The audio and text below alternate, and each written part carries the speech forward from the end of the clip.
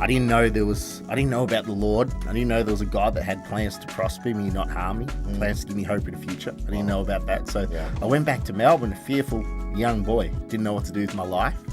I thought, oh my goodness, all I was good at was sport as a kid.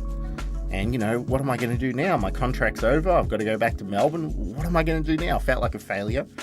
So that fear turned into anger. Met a guy called Mark. And this gentleman called Mark, he friendly guy. There was something different about this guy. He always had a smile on his face and just a nice guy, very helpful. Never used to curse like everyone else used to curse. Yeah. Never used to complain like everyone else used to complain.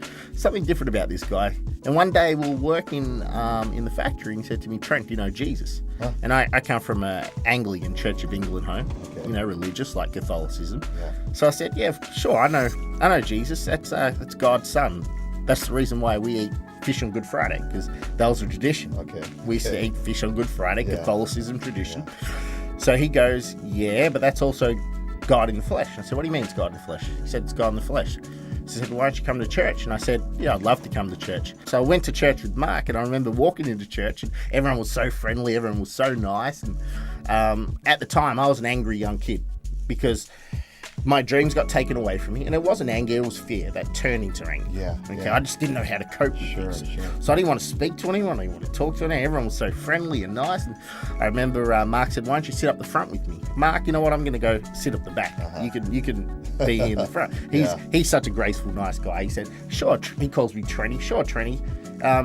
You go up, you can go up the back. And every week I used to go back. Something kept drawing me back, and I used to hear the message of grace.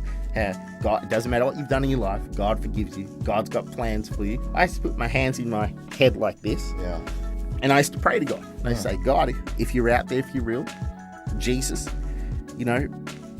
save me, rescue me, redeem me, give me hope for my future. I remember one night, and I remember I went to sleep, and I went to sleep and I heard Jesus. Jesus said to me, turn from your sins and turn to me. Suddenly I got up and went, Jesus spoke to me. I got up and I went, huh? He said, Trent, turn from your sins and turn to me. Suddenly I got up. I started running around the house. Jesus saves, Jesus saves. Give your life to Jesus, Jesus saves. Wow.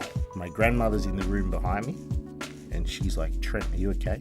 My mother's in the room next to her in the back. And she's getting ready to call the mental health unit because she thought I lost my mind. I'd be scared too if it's 12:30 at night and you're running around the house screaming, Jesus saves. Correct. Right? Yeah, Jesus, give your life to Jesus. Jesus saves. Yeah. And so then you hear his voice. The next day, what happens in your life? Next day, I just business as usual, but I felt saved.